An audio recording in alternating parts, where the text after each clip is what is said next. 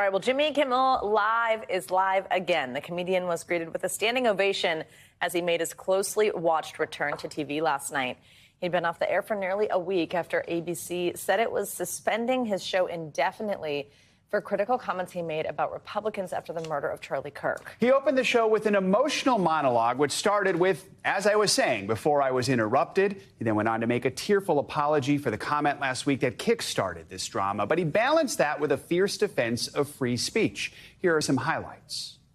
If you're just joining us, we are preempting your regularly scheduled encore episode of Celebrity Family Feud to bring you this special report. I'm happy to be here tonight with you. It was never my intention to make light of the murder of a young man. I don't think the murderer who shot Charlie Kirk represents anyone. This was a sick person who believed violence was a solution, and it isn't. Look, I never imagined I would be in a situation like this. I barely paid attention in school. And one thing I did learn from Lenny Bruce and George Carlin and Howard Stern is that a government threat to silence a comedian the president doesn't like is anti-American. That's anti-American. The president of the United States made it very clear he wants to see me and the hundreds of people who work here fired from our jobs. Our leader celebrates Americans losing their livelihoods because he can't take a joke. This show is not important. What is important is that we get to live in a country that allows us to have a show like this. I've had the opportunity to meet and spend time with comedians and talk show hosts from countries like Russia, countries in the Middle East, who tell me they would get thrown in prison for making fun of those in power, and worse than being thrown in prison. They know how lucky we are here. There was a moment over the weekend, a very beautiful moment. I don't know if you saw this. On Sunday, Erica Kirk forgave the man who shot her husband. She forgave him. That is an example we should follow. For more, let's bring in Brian Steinberg. He is senior TV editor at Variety. He's been joining us to follow this entire saga. Brian, good morning. Thank you for being here again today. I just want to start with your overall thoughts here about Kimmel's opening monologue, how he handled it. Yeah, I thought he threaded the needle. I mean, this is a very difficult moment on stage. He could have had to apologized, but I think he balanced the emotion of the moment, pointing out what he had done and also pointing out why he should be free to say what he wants. Is there anything you wish he would have done differently or said differently? No, I think it was pretty masterful. I mean, this is a high-pressure moment for any Hollywood person, and he kind of got on stage. He clearly emotional. I mean, he didn't hide the fact that he had been affected by it himself, and kind of took umbrage with the idea that people were assigning blame to him for certain things he thought that were not with reason. I thought he did a pretty good job. It was emotional, striking, but also humorous. Brian, not every ABC station carried Kimmel's return, something he referenced there. Nexstar and Sinclair, they both have these pending deals, this awaiting FCC approval. They're continuing to preempt the show. Do you think there will be a point where they bring it back? Did you hear anything to persuade them last night? How do you see that playing out? I thought he kind of made himself a human being. This is what happened. This is why I think about it. This is why it happened.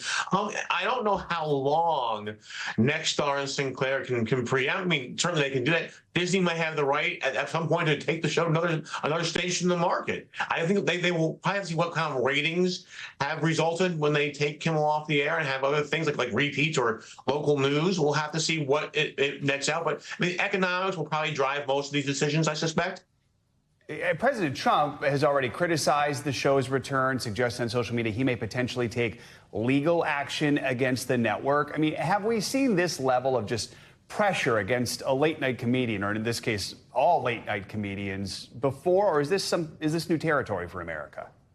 Well, look, I mean, I don't know if a president has sued a company over a late-night joke, but certainly we've seen in the past several high-pressure moments where comedians, late-night comedians, made remarks that did not land well and caused problems. Samantha Bee, a few years ago, made a remark about Ivana to Trump, and it's caused some problems with the advertisers. David Letterman had a feud with Sarah Palin for a week and had to kind of apologize and admit the joke didn't land so well. Bill Maher famously, got off of ABC because of a remark he made about the 9/11 terrorist attacks. It didn't land well. So there have been examples of the hosts, either whether they mean it or not, the joke doesn't go out so great and people are offended. They're supposed to be all things to all people on a broadcast network, even a cable network. And sometimes, humor doesn't always go that way. Brian, let's talk about Bob Iger in all of this. The leader of Disney, presumably making the decision to suspend the show, but then also to bring it back. I imagine heavily involved in every discussion that took place over the course of this. What do you make of this kind of piece of his legacy here and how he handled both that suspension decision and then the manner in which Jimmy Kimmel was brought back? Look, it's high pressure stuff. I think Iger felt that the temperature had to be cooled down for a while after last week. In the world of social media, the ability to kind of control the conversation is not in the media company's hand any longer. So I think they felt, let's take it off the air, let's chill out for a minute, and then let's figure out how to kind of get back on the air and figure things out. Now, they still have to navigate the affiliate problems. Were there any advertiser backouts because of the remarks? I don't think the story's over yet, but I feel like, I think he took the cautious way out and back in. And I think but nonetheless, the show's back on the air. I think Disney's taking a stand that, it's our decision, not the government's. That's what people hear. The people will decide, and they're going to probably stick with that for now. Is the hardest part for ABC and Iger what's ahead? Because if the president does, say, file a lawsuit, I think most experts would agree ABC would probably win that. It's just a matter of waiting it out, of knowing maybe deals won't get approved. I mean, is that sort of this next phase perhaps the most important here? It probably is. Let's see what happens. Disney has several matters, including an ESPN deal to have the NFL invest in the network. Looming that will require some regulatory review. Nexstar and Sinclair may have matters in front of the government as well. So it's a matter of, I think, taking a stand. Disney already paid Trump $15-16 million for a remark that George Stephanopoulos made that many legal experts thought was pretty flimsy. I guess that wasn't enough. And I think the Igers have to decide how much more are we going to spend, kowtowing to this stuff when we're in the right. That's his decision to make.